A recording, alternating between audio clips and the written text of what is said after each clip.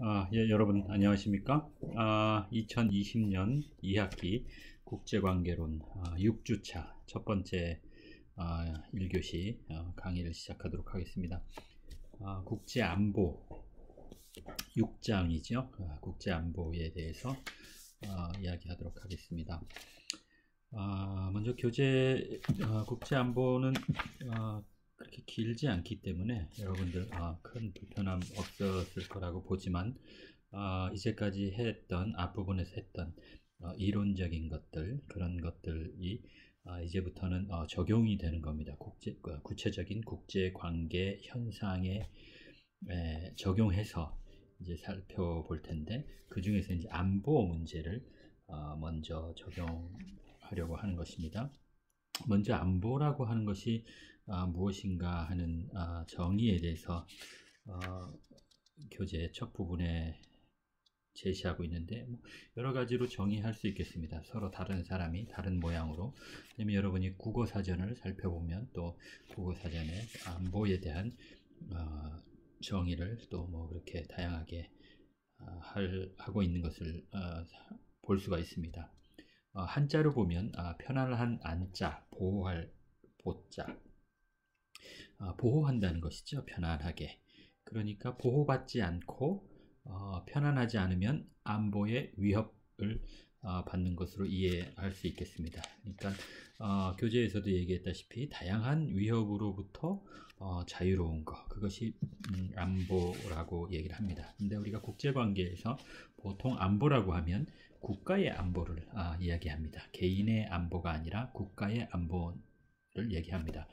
개인의 안보는 안보보다는 안전이라는 말을 하죠. 그래서 우리가 안전하면 개인의 우리가 생각하는 그 안전입니다. 근데 국가의 안전을 생각할 때는 안보라는 용어를 사용합니다. 이게 뭐 전문 용어니까 그냥 그렇게 이해를 하셔야 될 것 같습니다. 그런데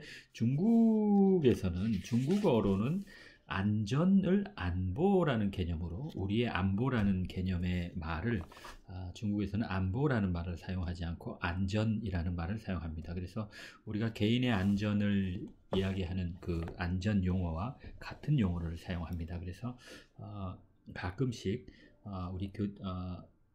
우리 교과서 같은 데도 보면 국가 안전이라는 그 용어를 국제관계에서 사용하는 경우가 있는데, 그런 경우는 아마 중국에서 공부하신 분들이 그 용어를 그대로 차용하는 것이라고 저는 이해가 됩니다. 그렇지 않고 국가 안전이라고 하면 안보와는 다르게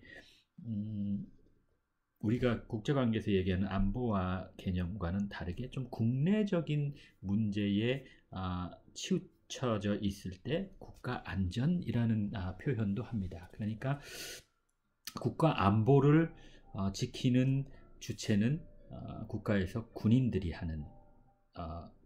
역할이라면, 국가 안전을 책임지는 조직은 경찰이라는 생각이 우리가 떠오르죠. 그러니까 그 개념입니다. 우리가 안전할 때 개념과 안보할 때 개념. 보통 안전하면 개인의 안전을 이야기하는 건데, 국가의 안전이라는 용어를 붙여서 국가 안전하면 뭔가 좀 국내적으로 내적인 어떤 위협과 불안정이 아니라 내적으로 국내적으로 안정된 을 위한, 그러니까 주로 경찰의 역할이라 그럴까요? 목적이라 그럴까요? 그럴 때 우리가 국가 안전이라는 표현을 많이 하고, 국가 안보라고 할 때는 외적인 외부로부터의 위협으로 을 지킬 때 우리가 안보라는 이야기를 하고, 그러니까 국가 내부로부터의 위협, 국가 안전, 국외로부터의 위협, 국가 안보. 그렇지만 뭐 조금 더 확대하면 안보나 안전이나 뭐 이렇게 서로 혼용해서 사용할 수도 있겠다 생각합니다. 어쨌든 여러분이 안보라고 할 때, 안전이라고 할 때 그런 개념들을 머릿속에 떠올리면 될 것 같습니다. 우리가 그 정도 이제 안보라는 개념을 생각을 하면 우리가 보통 국제 관계에서 안보라고 하면 국가 안보, 국가를 단위로 한 안보를 얘기하는 겁니다. 그래서 내셔널 시큐리티라고 하지요. 이것이 이제 전통적인 국제 관계에서의 안보 개념입니다. 그런데 이 전통적인 안보 개념에서 좀 더 이제 발전한다 그럴까요? 전통적인 안보 개념만 가지고는 다양한 어떤 국가의 이 안보를 다 이렇게 수용하고 담아낼 수 없다고 생각을 해서 전통적인 개념으로서의 국가 안보 이외에 새로운 안보 개념들이 발전하기 시작했습니다. 그것이 이제 한쪽으로는 국가 안보라고 했을 때 우리가 레벨 오브 어널리시스 얘기했죠. 분석 수준, 국제 관계 현상을 분석할 때 어느 수준에서 분석할 거냐 얘기했을 때 개인 수준, 국가 수준, 국제 체제 수준 이렇게 세 가지 분석 수준으로 크게 나누었었는데 국가 안보라고 하면 우리가 그 용어에서도 나타났다시피 국가 수준에서 분석하는 거라고 생각을 할 수 있겠죠. 그래서 전통적으로 국제관계에서 안보를 얘기할 때는 국가 안보를 주로 얘기하는 것이었고 그것은 결국 국가 레벨에서 국가 스테이트 레벨에서 안보라는 현상을 관찰하고 묘사해서 설명하고 전망하고 처방하는 그런 행태를 취해 왔습니다. 그것이 이제 전통적인 안보 개념 차원이었죠. 근데 이제 비전통적인 안보 개념이 발전하기 시작했는데 이 레벨 오브 어널리시스에서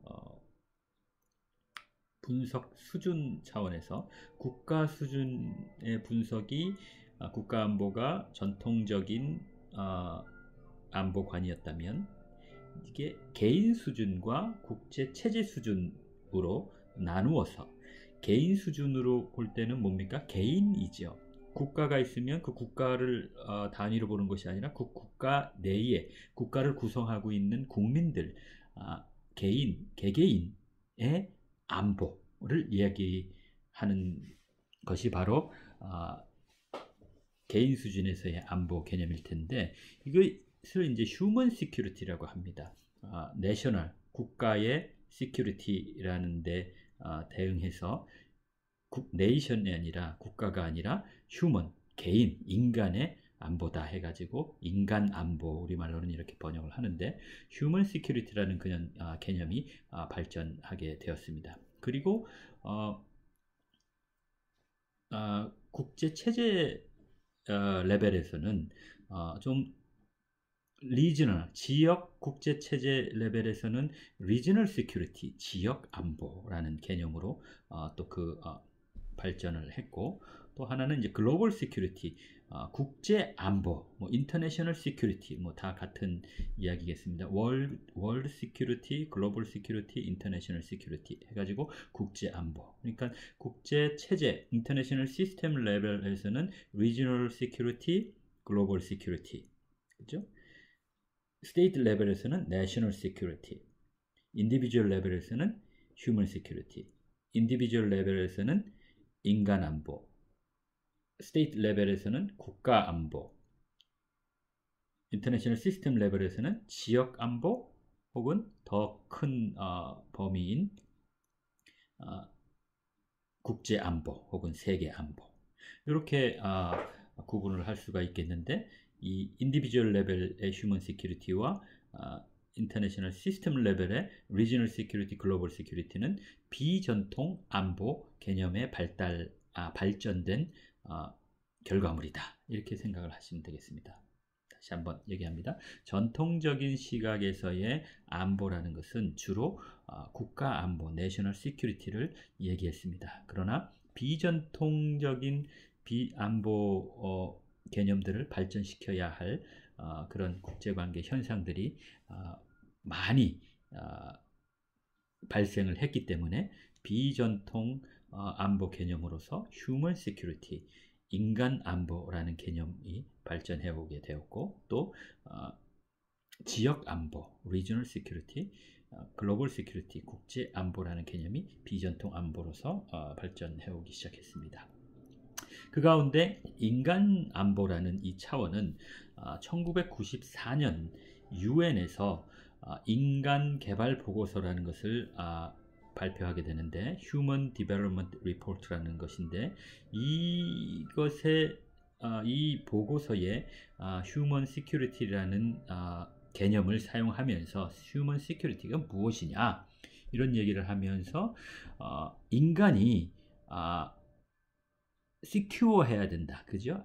안전해야 된다. 그러니까는 어떤 공포로부터, 내적인 외적인 다양한 공포로부터 자유로워야 한다. 그리고 또 다양한 결핍으로부터 자유로워야 한다. 이것이 인간 안보의 큰 두 가지 어떤 개념축입니다. 1994년 UN Human Development Report에서 제시하고 있는, 그래서 Freedom from Fear, 그죠? Freedom from Want, 그죠? 결핍으로부터의 자유, 그리고 공포로부터의 자유, 이것이 보장될 때 Human Security가 보장된다. 이런 이야기를 하면서 그 다양한 캐러고리를 항목으로 이렇게 나누었는데, 그게 이제 인간 안보 내에 인간 안보를 경제 안보, 식량 안보, 보건 혹은 건강 안보, 환경 안보, 개인 안보, 공동체 안보, 정치 안보, 이렇게 인간 안보를 나누었습니다. 그러니까 경제, 식량, 건강 혹은 보건, 환경, 개인, 공동체, 정치적인 차원에서의 안보가 보장되어야 인간 안보가 보장된다는 인간 안보의 구성 요소들을 이렇게 항목별로 배분한 것이죠. 그러니까 경제 안보라는 것은 인간 개인이 어떤 살아가야 한다는 거죠. 생존에 필요한 어떤 기본적인 어떤 경제적인 어떤 필요들을 충족시켜 주어야 한다. 그죠? 그것이 충족될 때 휴먼 시큐리티가 충족된다. 그죠? 인간 안보가 보장된다 하는 얘기죠. 그러니까 인간이 개인으로서 생물학적으로 존재하는 데 필요한 기본적인 경제적인 필요, 결핍들이 충족되어야 한다는 것이 바로 경제 안보이고, 식량 안보는 말 그대로 음식물입니다. 의식주가 있겠지만 기본적인 생존의, 그러니까 경제 안보의 한 부분일 수 있지만 상당히 중요한 현상으로 국제사회에서 드러나고 있기 때문에 식량 안보라는 말을 그 개념을 별도로 이렇게 분리해낸 것 같아요. 그러니까 먹는 것이, 식량이 해결이 돼야, 먹는 것이 해결이 돼야 인간 안보가 확보될 수 있다 하는 그런 개념이고, 먹는 것뿐만이 아니라 건강하게, 그죠? 잘 먹어서 인간이 생존하는데 건강하게 생존해야 한다. 병들고 뭐 이렇게 그래 가지고는 안 된다는 거죠. 그래서 육체적인 건강, 그 보건, 이것들이 충족되어야 하는 건강한 인간으로서 보존될 수 있는 그것이 보장될 때 인간 안보가 충족된다 하는 그런 개념이겠죠. 그리고 또 환경 안보입니다. 이것은 이제 뭐 국내외적으로 다 다양하게 우리가 생각할 수 있겠는데, 무슨 뭐 기후 변화라든가 뭐 환경 오염도, 수자원 다 포함해서 어떤 환경이 인간이 생존하고 식량이나 어떤 건강을 유지하는데 적합하도록 환경이 보장되어야 된다는 거죠. 그러니까 환경, 오염되지 않은 환경에서 살아가야 할 권리라고 할까요? 그런 상태, 그래야 인간 안보가 충족된다 해서 환경 안보 개념을 제시를 하고 있고, 또 하나는 이제 개인 안보라는 개념인데, 이건 개인 안보라는 것은 개인으로서 어떤 다양한 종류의 물리적인 폭력에 노출되지 않을 권리. 그러니까 뭐 밤에 뭐 언제든지 뭐 다양하게 밤에 밤거리를 나간다든가 아니면 언제든지 야외 활동을 해도 어떤 범죄나 어떤 기타 어떤 다양한 종류의 물리적인 몸에 위해를 가할 수 있는 물리적인 그런 위협으로부터 자유로워야 된다.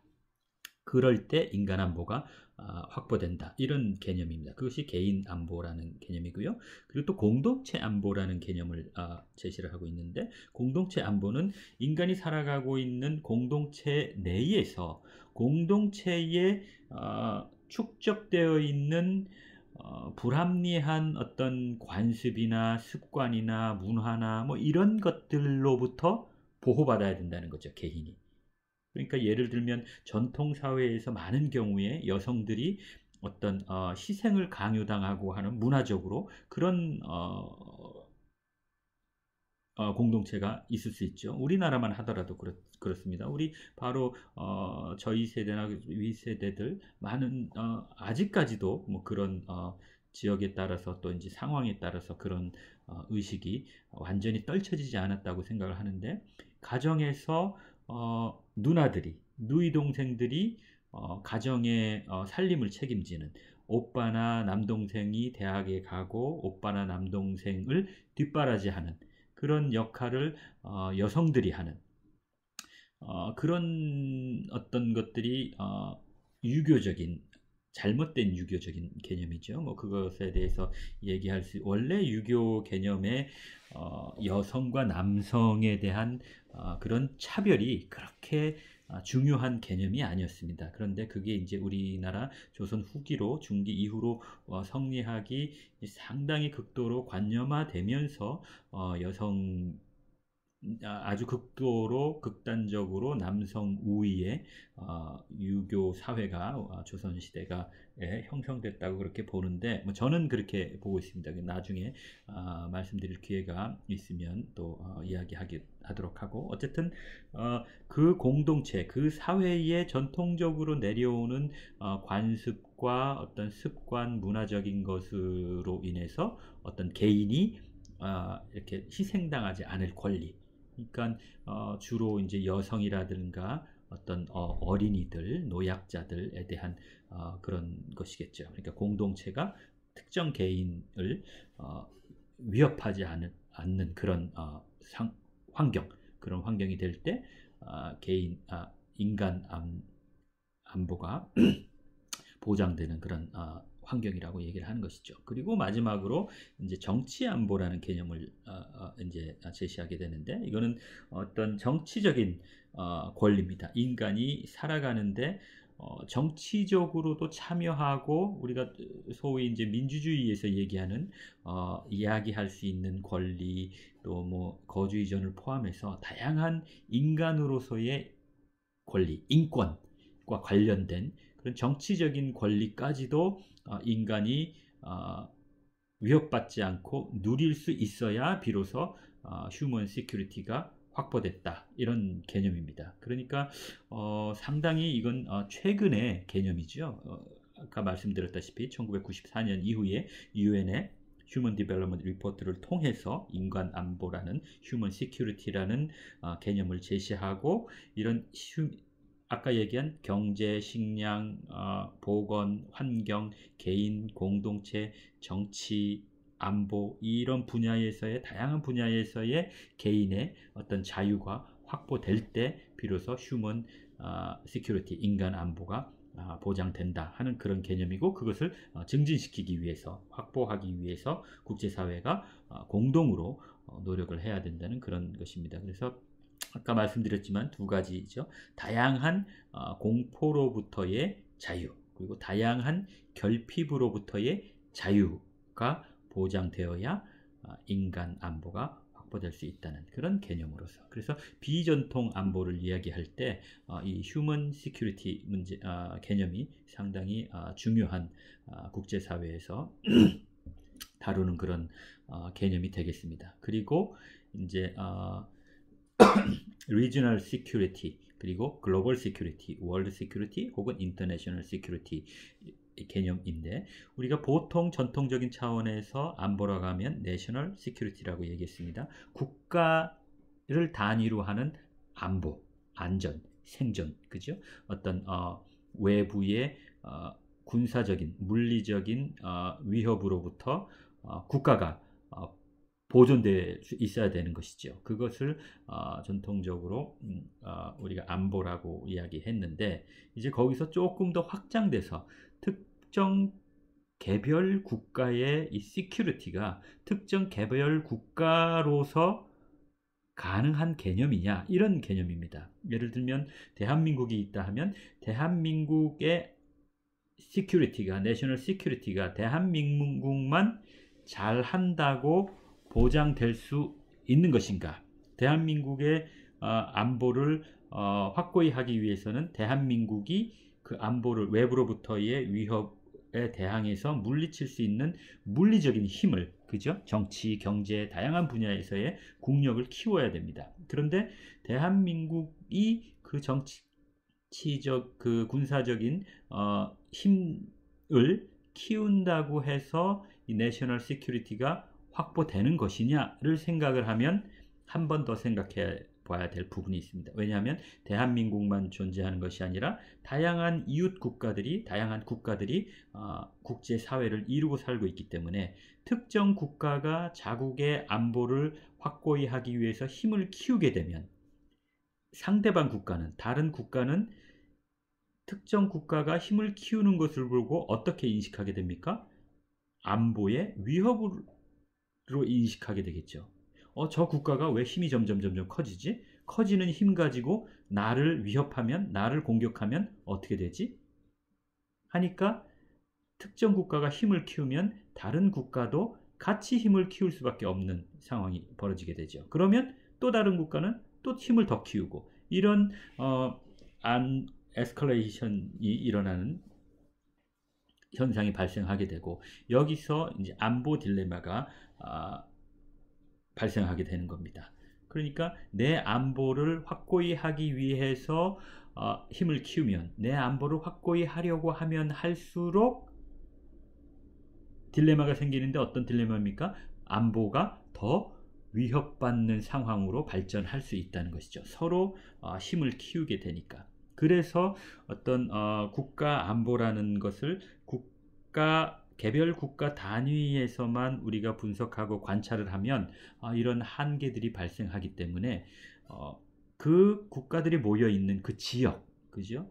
그 지역, 뭐 아시아면 아시아, 동아시아면 동아시아 지역의 국가들의 안보가 같이 함께 안보가 확보되어야만 비로소 특정 국가의 안보가 보장되는 것이죠. 예를 들면 대한민국이 안보를 확보하기 위해서 힘을 점점 키우면 중국이나 일본이 왜 한국이 갑자기 힘을 키우지? 하고 안보의 위협 때문에 자기들도 힘을 키운다는 얘기죠. 그러니까 개별적인 국가 안보에 초점을 맞추게 되면 이 안보 딜레마에 빠져서 더 어려운 상황으로 떨어질 수 있기 때문에 지역 전체의 안보를 확보하는, 개별 국가가 아니라 지역 전체의 안보를 어떻게 확고히 할 수 있는가에 힘을 기울이면 자연스럽게 개별 국가의 안보가 확보될 수 있다는 개념입니다. 그러니까 동아시아면 동아시아를 구성하고 있는 일본, 중국, 한국, 또 북한, 몽고, 뭐 다양한 국가들이 있겠죠. 그 국가들이 같이 이 동아시아의 안보를 공고히 하기 위해서 서로 협력하면 그것이 곧 각자 개별 국가들의 안보를 확고히 하는 그런 결과를 낳게 된다 하는 개념으로 이제 지역 안보라는 개념을 가지고 있는데, 이것이 더 확대돼서 지구촌 전체의 국제 안보, 뭐 글로벌 뭐 세계 안보, 뭐 이런 개념으로 글로벌 시큐리티 이야기를 하게 됩니다. 이런 것들을 이제 다음 시간에 2교시, 3교시가 되면 이제 하나하나 짚어보면서 국가 안보를 확고히 하기 위해서, 또 지역 안보, 또 세계 안보를 확고히 하기 위해서 어떻게 해야 할까? 그 처방이죠. 어떻게 해야 하는지, 그죠? 그런 걸 이야기할 텐데, 우리가 이제까지 얘기했던 현실주의, 신현실주의, 자유주의, 신자유주의, 그리고 대안이론으로서 구성주의나 또 기타 다양한 국제관계 이론들이 이 안보 문제를 해결하기 위해서 어떤 처방을 내리고, 그러니까 국제관계 현상을 어떻게 묘사하고 설명하고 또 전망하느냐. 각 시각에 따라서 다르게 묘사하고 설명하고 전망하겠죠.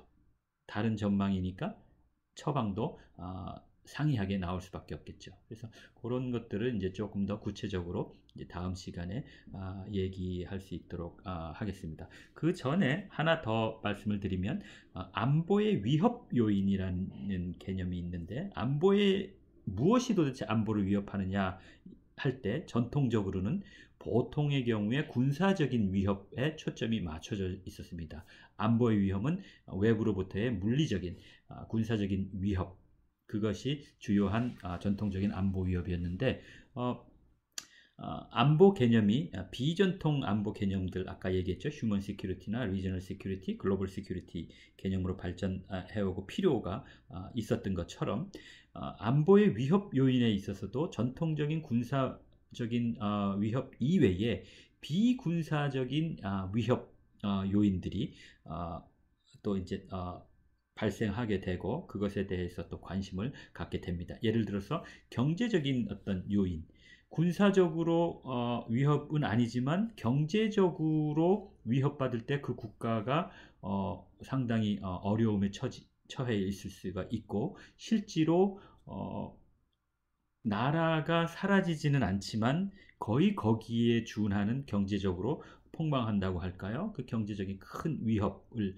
어려움에 처할 수 있게 되는데, 그러한 경제적인 어려움도 안보 개념에 군사뿐만이 아니라 경제적인 위협, 경제적인 어려움도 우리가 상정을 하게 되는 국제사회에서 그런 시대가 되었습니다. 그래서 경제적인 요인이 안보의 위협이 된다든가, 아니면 또 환경적인 요인, 뭐 거기에는 어떤 요 최근에 코로나 바이러스에 의한 각 국가의 지대한 위협 요인으로 될 수도 있는 것이죠. 국가 최고 지도자가, 최고 정책 결정자가, 군 통수권자가 코로나에 감염돼서 생물학적으로 위험에 처해 있다면 상당히 그 국가의 위협이 될 수 있는 것이죠.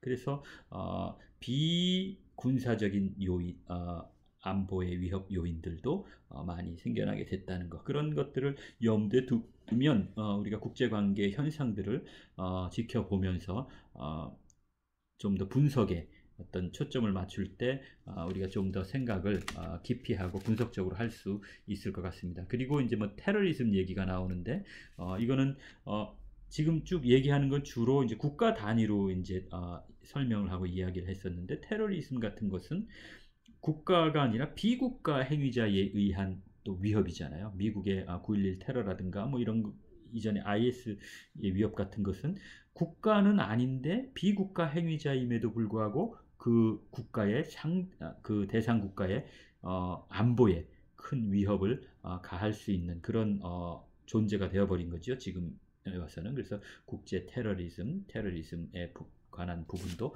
안보를 생각할 때 중요한 요인이 됩니다. 그래서 이 이 테러리즘에 대해서는 우리가 뒷부분에 가면 교재에서 별도로 다루고 있기 때문에 그때 좀 더 자세하게 이야기하기로 하고, 오늘은 한 요 정도로 마칠 수 있도록 하겠습니다. 여러분 수고 많으셨습니다.